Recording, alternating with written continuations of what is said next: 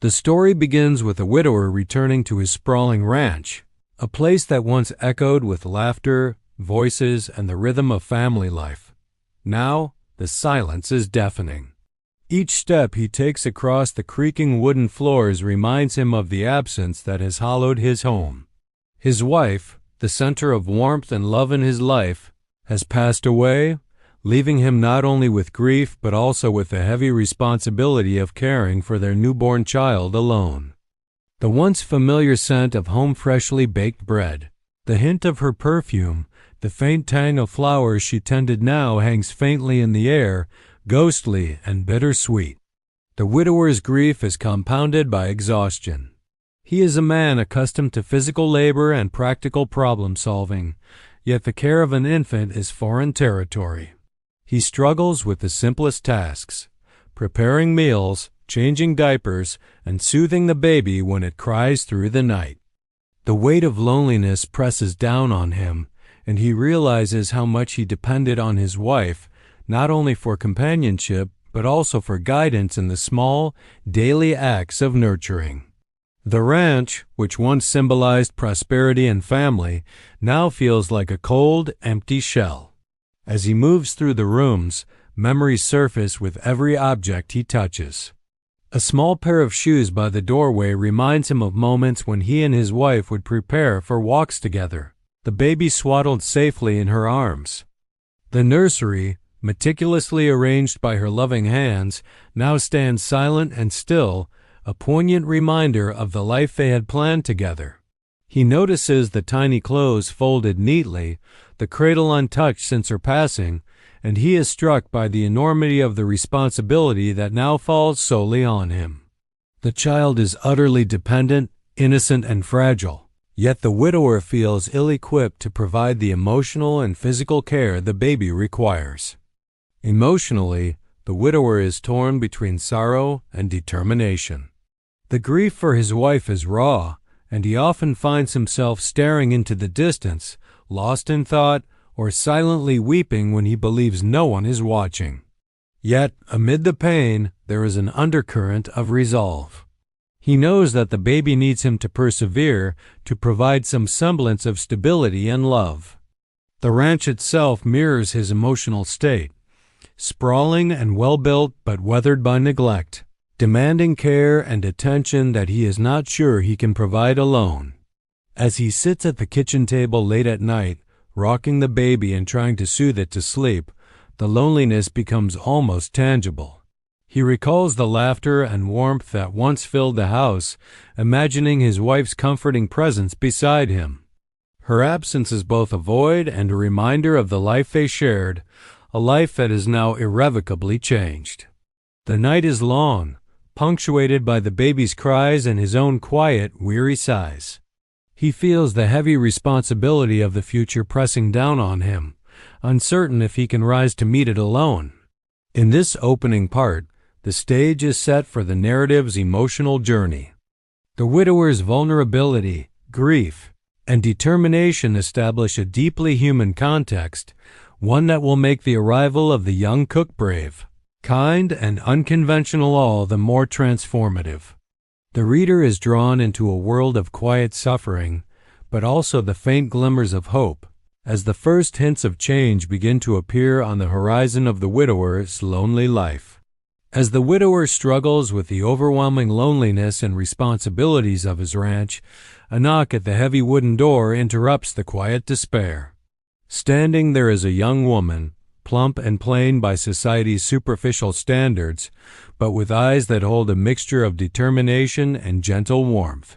She introduces herself without hesitation, explaining that she has traveled from town to town seeking work. Everywhere she has gone, she has been rejected, her size and unassuming appearance judged harshly, but she is undeterred. She knows her worth lies not in her looks but in her abilities. She can cook, clean, and most importantly, care for children. The woman has experienced hardship herself, growing up in a modest household where she learned to take responsibility for younger siblings and neighbors' children. Her voice is steady, though soft, as she offers the widower a proposition, she can nurse his baby and manage the household, ensuring that the child is fed, comforted, and safe. She does not demand payment up front. Instead, she appeals to his sense of need and practicality. Her confidence surprises the widower, who has been accustomed to people who judge others by appearances rather than abilities. At first, the widower reacts with skepticism. He has never been comfortable with strangers, and the idea of inviting someone into his private, grief-stricken home feels intrusive. Moreover, the woman's physical appearance, a curvier figure, unadorned face, and modest clothing conflicts with the idealized images of beauty that society has instilled in him. His mind hesitates, judging her superficially even as his heart recognizes the urgency of his situation. Yet her sincerity is palpable, and there is something in the way she cradles the baby in her arms firm, yet tender, that begins to break down his initial doubts. The cook demonstrates her competence almost immediately. She prepares a simple, hearty meal using ingredients from the pantry, showing attention to detail and care in every step. The aromas of fresh bread, simmering stew, and roasted vegetables fill the home, bringing with them a sense of comfort the widower had not realized he missed. The baby, initially restless and fussy, quiets at her gentle touch, nestling into her arms as though recognizing a new source of safety. Her nurturing presence is immediate, unpretentious, and effective. Her story emerges in quiet moments between tasks. She speaks of being turned away countless times for the crime of being overweight, judged harshly by employers who could not see past their shallow standards. Yet she remains resilient, having developed both inner strength and practical skills from years of overcoming adversity. This mixture of humility, experience, and quiet determination begins to chip away at the widower's prejudice, forcing him to confront the societal biases he had unconsciously absorbed. As she works, she does not seek praise or validation, only the opportunity to be useful, to help where she is needed. The widower begins to observe her closely, noticing how she anticipates the baby's needs, keeps the house orderly, and works tirelessly without complaint. These small actions convey more than words ever could. They speak of reliability, compassion, and devotion, qualities the widower realizes are far more important than appearances. By the end of the day, the widower faces a quiet internal conflict. He knows he cannot manage the baby alone, yet he struggles with the social conditioning that makes him hesitant to accept help from someone deemed undesirable. Still, the woman's persistence and quiet competence plant a seed of hope. He recognizes that she offers more than just physical assistance. She offers the possibility of restoring warmth, care, and life to his desolate home. The stage is set for a transformative relationship as both characters are poised to learn from one another. The widower must overcome his prejudices, and the cook must navigate a world that has repeatedly dismissed her, all while forming the beginnings of a bond that could redefine what family, care, and love truly mean. After the cook's first day at the ranch, a fragile sense of routine begins to form, yet tension lingers in the air. The widower is torn between relief at having assistance and lingering doubts about whether the woman can truly handle the responsibilities of caring for his baby and managing the household. Though her competence is undeniable, he cannot immediately set aside the prejudices ingrained by a lifetime of social expectations. Her size, plain features, and humble demeanor make him unconsciously question her capability, even as his own eyes witness her undeniable skill and devotion. The tension manifests in subtle ways. When the cook bends over to lift the baby, the widower instinctively tenses, as if preparing for failure that never comes. When she carries a tray of food, he finds himself scrutinizing her every movement, a silent test she passes effortlessly. Her calm, confident presence contrasts sharply with his nervousness and fatigue, highlighting both the competence gap and his internal struggle. He is learning that her abilities are far greater than his assumptions allowed, yet he hesitates to acknowledge it openly.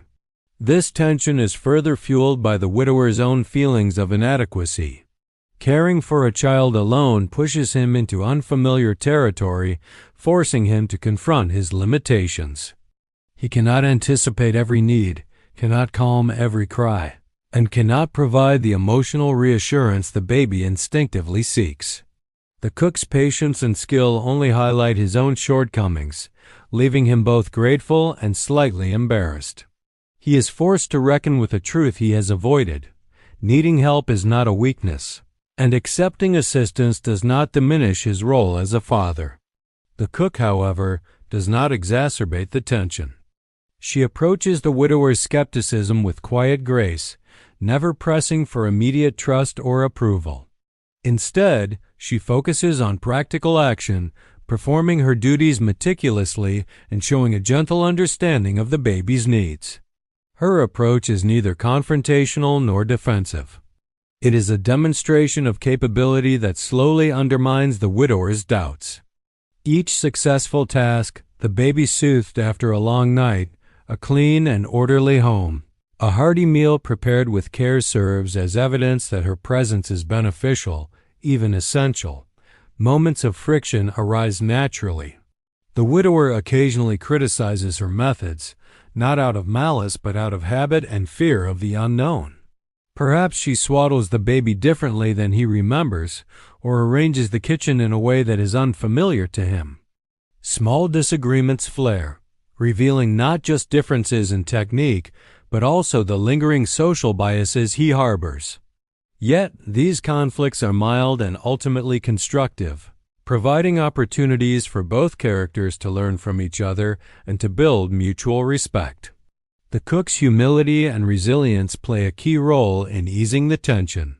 She accepts corrections without resentment, explaining her reasoning with calm logic or demonstrating better results in practice. Over time, the widower notices a subtle shift. His critical eye softens, replaced by admiration for her skill and dedication. He begins to recognize that her worth is measured not by appearance or societal judgment, but by her actions, character, and unwavering commitment to the child's well-being. By the end of this phase, the initial tension begins to transform into cautious trust. The widower may not yet fully embrace the cook, but he is starting to see her as an indispensable ally rather than an outsider. The baby, oblivious to human biases, responds instinctively to her care, providing an unspoken validation of her abilities. This tension-filled stage establishes the groundwork for deeper emotional bonds, showing that genuine connection often begins with doubt, skepticism, and the gradual dismantling of prejudice. The story is now poised to move toward the next phase where small victories shared experiences, and the growing bond between the widower and the cook will begin to reshape the household from a place of loneliness into one of hope, warmth, and trust. The widower's skepticism begins to face its first real challenge as the days pass. Though he has allowed the cook to stay and help, his trust remains tentative.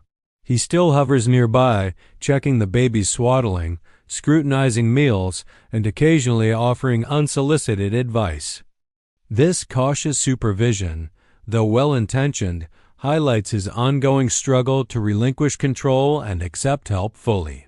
The cook, aware of his hesitation, does not push him but quietly demonstrates her competence through consistent, dependable action.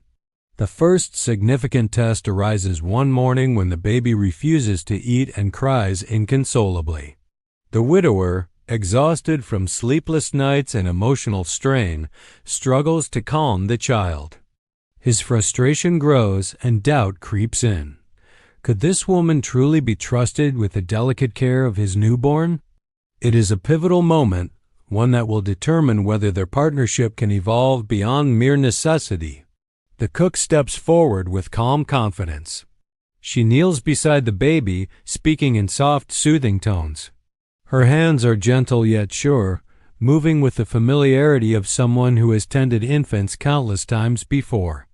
She adjusts the swaddling, offers nourishment in the proper manner, and rocks the child with a steady rhythm. Her presence is unhurried, reassuring, and intuitive. The widower watches, initially tense, but slowly realizes that her approach is effective. The baby's cries subside, tiny fingers curl around her hand, and a sense of calm returns to the nursery. This moment is more than a practical success. It is a turning point in the widower's perception. He begins to see that the cook's abilities extend beyond the obvious tasks of feeding and cleaning. Her emotional intelligence, patience, and understanding of the baby's needs are qualities that cannot be taught in books or learned quickly. They are innate, born from experience and compassion. The widower's admiration grows, tempered by lingering disbelief that someone society might dismiss as undesirable could possess such invaluable qualities. The cook's diligence extends beyond this single incident. She anticipates the baby's needs, notices subtle cues, and implements solutions without waiting for direction. She organizes the household with quiet efficiency, ensuring that meals, cleaning, and laundry are consistently completed, all while remaining attentive to the child. Each successful act reinforces her reliability, gradually easing the widower's anxiety. Her presence begins to feel less like an intrusion and more like a lifeline, a steady support that brings order to his chaotic, grief-stricken life. Importantly, this first test of trust also challenges the widower's internal prejudices. He realizes that his initial judgments, based on appearance and societal expectations, were not only unfair but irrelevant to the practical and emotional needs of his household. The cook's actions speak louder than his preconceived notions, forcing him to confront the bias he had unconsciously accepted. Slowly, he begins to respect her for her competence and character rather than her appearance, a crucial emotional shift that lays the foundation for deeper trust. By the end of this pivotal day, the widower experiences a quiet transformation. The cook has not only demonstrated her ability to care for the baby, but also her capacity for patience, empathy, and understanding. He starts to feel a sense of relief, even gratitude, as he realizes that he no longer faces the immense responsibility alone. While his heart may still hold remnants of doubt, the first crack in his skepticism has formed, opening the way for a tentative bond built on reliability and mutual respect. This stage establishes the beginning of a true partnership, where actions take precedence over appearances and trust begins to replace suspicion. It sets the narrative for future emotional growth, showing that genuine human connection is often forged through small, decisive moments that prove capability and character beyond words. After the first successful test of trust, the widower begins to notice subtle but meaningful changes in his household and in his own heart. The cook's presence is no longer a mere convenience, it is becoming a source of comfort and stability. Each day, small gestures, preparing meals without reminders, soothing the baby when it cries, maintaining a clean and orderly home reassure him that the household is in capable hands. Gradually, the walls he had built around his grief and solitude start to soften. The growing bond between the widower and the cook is not sudden or dramatic. It is built through quiet, shared moments that reflect mutual understanding and respect. In the early mornings, as the sun filters through the dusty windows, they work side by side. She feeds the baby while he tends to the animals, exchanging soft words and occasional smiles. These interactions, though simple, carry significance. They allow the widower to see her not as an outsider or undesirable by societal standards, but as a person of competence, kindness, and strength. The cook, in turn, observes the widower's dedication and resilience, appreciating his efforts and the vulnerability he rarely shows to others. Laughter begins to return to the house. Perhaps it is the baby's first giggle, or a small mishap in the kitchen, or a shared story from the cook's past experiences. These moments, fleeting and unassuming, help dissolve the tension and fear that had characterized their early interactions. The widower starts to feel emotions he thought had been buried along with his wife's joy, amusement, even a cautious sense of hope. The cook's cheerful persistence and ability to find small pleasures amid hardship influence him profoundly, reminding him that life, though painful, still holds moments worth embracing.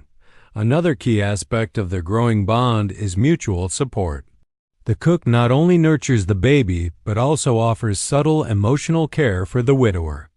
She notices his fatigue, the quiet sorrow in his eyes, and the way he tenses when speaking about his late wife. Without overstepping, she provides small comforts, a warm cup of tea, a reassuring word, a shared silence in the glow of the fireplace. These acts, simple yet profoundly empathetic, demonstrate an understanding that transcends words, creating a sense of companionship that the widower had been missing. The baby becomes a bridge between them, a living reminder of shared responsibility and interconnectedness. Watching the cook gently cradle, feed, and play with the infant, the widower begins to experience gratitude and admiration for her dedication. The child's happiness and health are tangible proof of her skill and love, further breaking down any remaining doubts. In this way, the growing bond is reinforced by observation and experience rather than forced conversation or overt declarations. Conflict or tension is minimal in this stage, but when it arises, it is constructive. Differences in approach, such as methods of soothing the baby or managing household chores, lead to discussions rather than arguments, fostering understanding and compromise. The widower slowly learns to value her perspective and expertise, acknowledging that her way is often not only effective but superior to his own attempts. Similarly, the cook respects his decisions as the father, navigating the delicate balance between offering guidance and honoring his role. By the end of this stage, the household begins to feel alive once more. The once quiet rooms are filled with the sounds of care, laughter, and interaction. The widower's grief is still present, but it no longer dominates every thought and action. Instead, it exists alongside appreciation, respect, and a tentative emotional connection to the cook. Their bond is rooted not in physical attraction or societal expectation, but in shared responsibility, empathy, and recognition of each other's intrinsic worth. This stage sets the foundation for deeper emotional intimacy in the coming chapters, showing that trust and love grow slowly through acts of care, mutual respect, and consistent demonstration of character. The widower is learning that family can be rebuilt in unexpected ways and that human connection often comes from the heart rather than appearances or societal judgment. Peaceful rhythm of the ranch is suddenly shattered when a crisis strikes the baby. One night, the child falls ill with a high fever, coughing and trembling in the widower's arms. Panic grips him, amplifying his exhaustion and fear. Despite his prior attempts at caregiving, he feels helpless in the face of this unexpected threat. The enormity of responsibility crashes down on him, and for the first time, he realizes that he cannot face such emergencies alone. The fear of losing the child, his last link to his late wife, creates a tension so acute that it consumes his thoughts, making him aware of how precarious life can be and how fragile the household truly is without competent support. In the midst of this panic, the cook's presence becomes crucial. She reacts swiftly and decisively, assessing the baby's condition with calm, methodical precision. She wraps the child in warm blankets, adjusts the room's temperature, and prepares herbal remedies known for soothing fever and easing discomfort. Her voice is steady and reassuring, guiding the widower through each step with quiet authority. She gently instructs him on how to monitor the baby's temperature, how to feed and comfort the infant, and when to call for medical help if necessary. Her confidence and knowledge provide an anchor for him in this storm of fear. What makes this moment transformative is not just her competence, but the emotional strength she displays under pressure. While the widower's anxiety manifests as frantic pacing and helplessness, she remains calm and focused, modeling the behavior he desperately needs to emulate.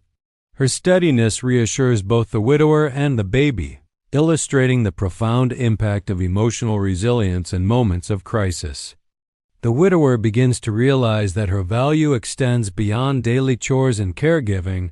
It lies in her ability to navigate life's unpredictable challenges with wisdom and composure.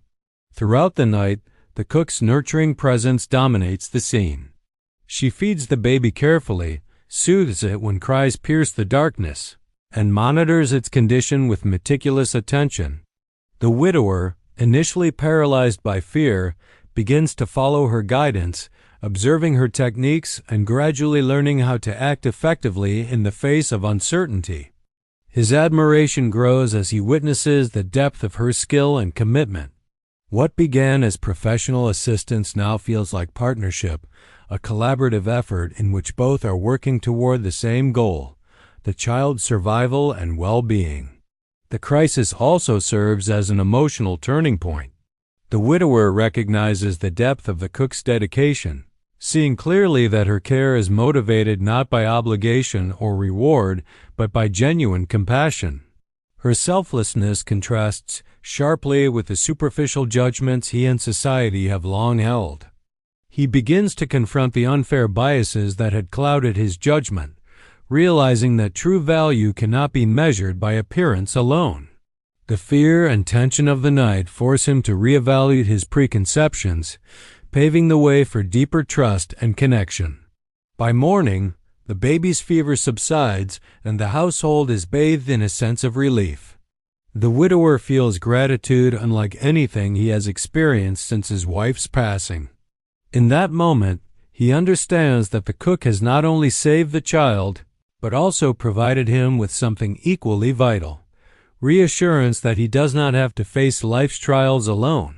The bond forged in the crucible of crisis is stronger, built on mutual reliance, respect, and emotional honesty. This stage of the story underscores the theme that true trust is proven in adversity. The cook's actions transform her from a helper to a partner, and the widower begins to recognize that the emotional and practical support she provides is essential for the survival and flourishing of both the baby and the household.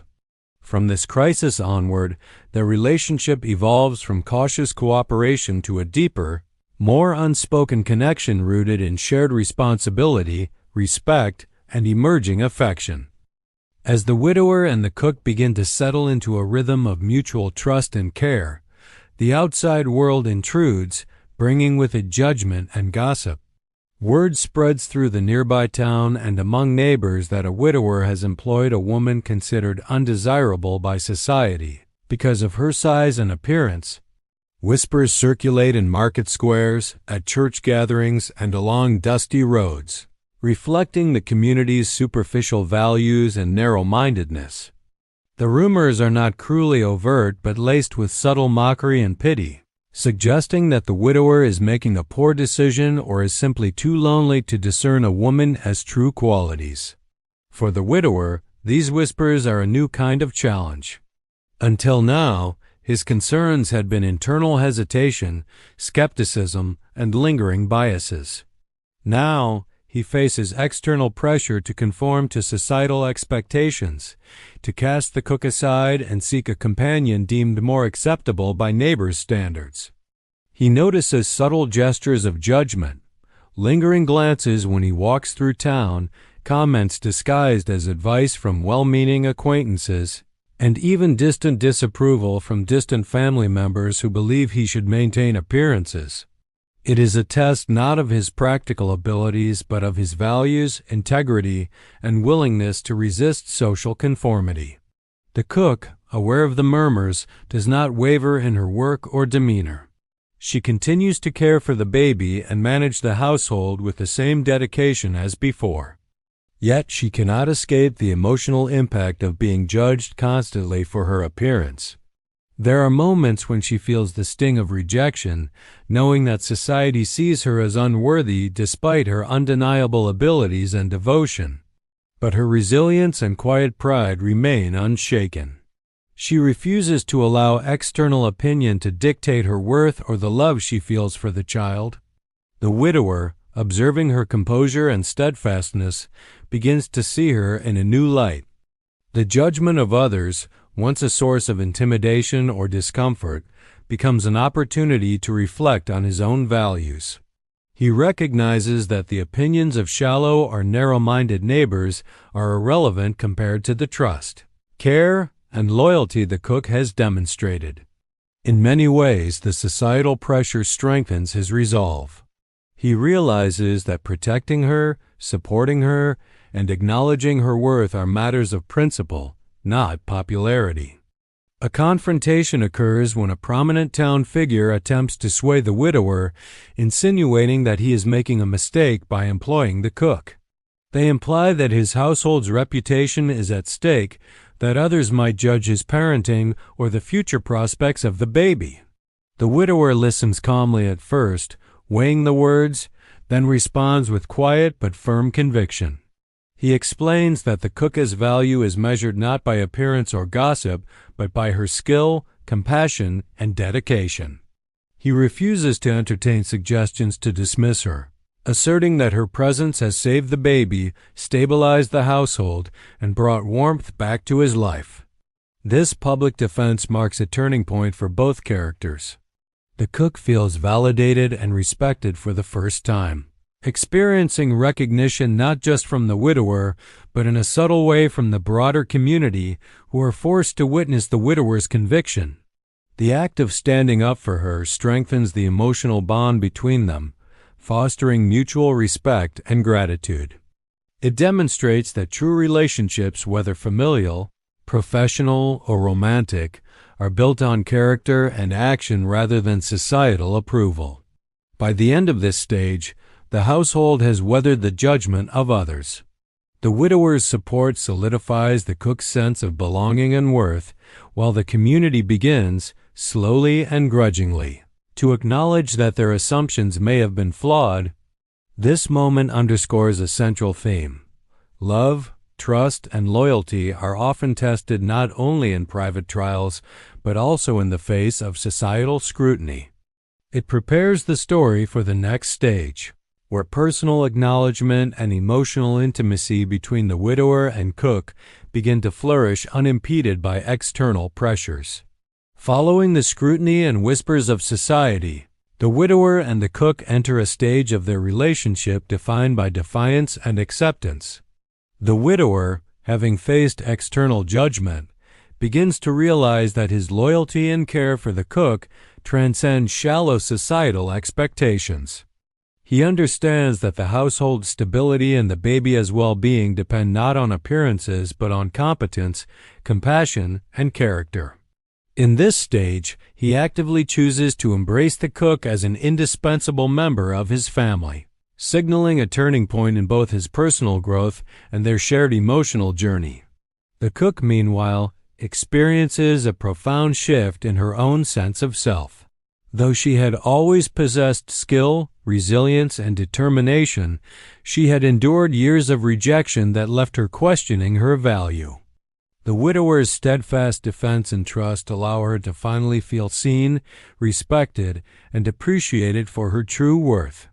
The validation is not about beauty or societal approval, it is about her ability to nurture, manage, and love with unwavering dedication. This recognition gives her confidence, quiet pride, and a sense of belonging she has long been denied. The moment of defiance is both subtle and powerful. A neighbor or townsfolk, perhaps emboldened by previous gossip, criticizes the widower again, suggesting that his employment of the cook reflects poorly on his judgment or the household's reputation. But this time, he responds without hesitation or doubt. He declares that the cook is integral to the family, not because of her appearance or conformity to societal standards, but because of her heart, skill, and devotion. He emphasizes that her worth has been proven repeatedly in action through care of the baby, management of the home, and the restoration of warmth and stability to his life. This moment of public defiance carries a personal weight as well. It demonstrates the widower, Growth from a man shackled by grief and societal expectations into someone capable of independent judgment, moral courage, and emotional insight. His willingness to defend the cook publicly reinforces their private bond, signaling that he will protect and value her regardless of external opinion. It also marks the cook's transformation. No longer the timid, self-conscious woman judged by others, she is now empowered and fully recognized as an equal partner in the household's life. Acceptance, in this stage, occurs quietly and intimately alongside the defiance. The widower begins to treat the cook as more than an employee or caretaker. He listens to her advice, includes her in decisions regarding the baby, and seeks her input on household matters. The baby's development, thriving health, and evident happiness serve as living proof of her importance, strengthening the emotional connection between all three. Their household, once lonely and subdued, is now vibrant and filled with warmth, laughter, and shared purpose. Subtle acts of affection emerge naturally. The widower notices the way the cook's eyes light up when the baby smiles, how she hums softly while working, and how her presence brings a calmness he cannot achieve alone. He begins to feel gratitude and affection, recognizing that she is indispensable not just for practical reasons, but as a source of emotional stability and comfort. The cook, in turn, sees his growth, his willingness to respect her, trust her, and embrace her fully, and feels a deep, quiet appreciation for the man who has slowly opened his heart to her. By the end of this stage, the couple has moved beyond the fragile beginnings of cooperation and tentative trust. They have achieved a mutual recognition of value and worth, independent of societal judgment. The widower fully embraces the cook as a member of the household, a partner in raising the baby, and implicitly, a foundational part of the family's emotional life. The household is no longer defined by grief, suspicion, or societal whispers. It is defined by love, loyalty, and the shared resilience forged through adversity. This stage sets the foundation for the story's emotional climax, where the bond between the widower and the cook deepens further, revealing vulnerability, intimacy, and the potential for lifelong connection. By the time the story reaches its emotional climax, the widower and the cook have weathered grief, doubt, societal judgment, and even crises of life and death. The household, once silent and lonely, now hums with warmth, laughter, and the daily rhythms of care and love. Yet, the true turning point comes not from external circumstances, but from the widower as internal acknowledgement of the cook's irreplaceable role in his life and in the life of his child. The moment is quiet yet profoundly charged. Perhaps one evening, the widower finds himself sitting by the fireplace, watching the cook gently rock the baby to sleep. Her focus, patience, and tenderness are effortless, natural, and complete. The baby, relaxed and content, rests securely in her arms, oblivious to the significance of the moment. The widower observes her with a mixture of awe, gratitude, and a dawning realization. She is no longer simply an employee or helper, she is the heart of their home. Her presence has filled the emptiness left by his wife, not as a replacement, but as a unique vital force of love, stability, and care. In this climax, the widower reflects on all they have endured together. He remembers the first days of tension when he doubted her abilities and underestimated her character. He recalls the first test of trust when she soothed the baby in a night of fear and sickness, proving her competence under pressure. He remembers the judgment of the outside world and how he chose to defend her. Each memory builds upon the last, forming a crescendo of recognition, respect, and emotional awakening. He understands that without her, the household and his own heart would remain incomplete and hollow. The cook, too, senses the shift in the widower's emotions. She notices a softness in his gaze, a willingness to pause and share moments with her rather than merely observe. She sees in him a growing vulnerability, a trust so deep that he can now rely on her for emotional as well as practical support. This unspoken exchange glances, gentle smiles, the rhythm of shared care for the baby carries more weight than words ever could. Their connection has evolved into a profound, mutual understanding rooted in love, respect, and shared life experience. The climax is heightened by a symbolic or pivotal moment. Perhaps the baby reaches a milestone, taking its first steps, saying its first word, or simply sleeping peacefully through the night. The widower, witnessing this, realizes that the cook's guidance, patience, and love have made this moment possible. His gratitude transforms into acknowledgement. She is essential, irreplaceable, and cherished. At this point, the emotional bond crystallizes.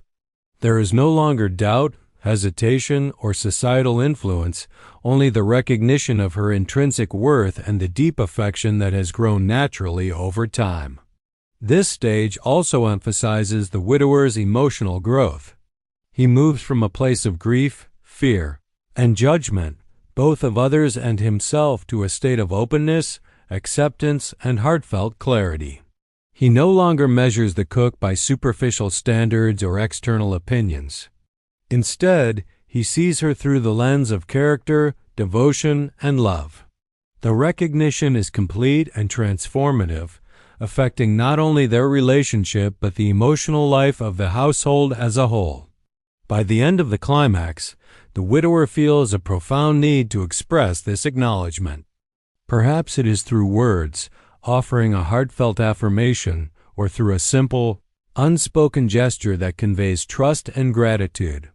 The cook, in turn, receives this recognition with quiet joy, feeling seen, valued, and fully integrated into the family she has nurtured. The baby, secure and thriving, represents the culmination of their shared efforts, love, and resilience. This emotional climax sets the stage for the resolution, where the widower formally embraces the cook as a permanent member of the household, solidifying the transformation of the family unit and ensuring a happy, harmonious future. The story reaches its resolution with a sense of warmth, fulfillment, and emotional closure. After months of shared hardship, care, and personal growth, the widower has come to fully recognize the cook's importance, not only to the household, but to his own life and heart. The once lonely ranch is now alive with laughter, movement, and love, symbolizing a transformation from grief and isolation to hope, stability, and family. The widower takes a deliberate step to formalize what has long been true in practice. The cook is no longer merely a helper or temporary presence. She is an integral part of the family. In a quiet, intimate moment, he expresses his gratitude and admiration, acknowledging her unwavering dedication, her compassion for the baby, and the strength she has shown in facing both personal and societal challenges. He offers her a permanent place in the household, not just as the baby's caretaker, but as a partner in shaping the home, its routines, and its emotional life. His words are simple yet deeply sincere, carrying the weight of his journey from doubt and grief to trust and acceptance. The cook, who has endured years of rejection and prejudice, receives this offer with quiet joy and humility. She feels validated, respected, and cherished for who she truly is, beyond societal expectations of beauty or worth. The acknowledgement is not superficial. It reflects a deep understanding between them, built on months of shared experiences, crises overcome, and small daily acts of care.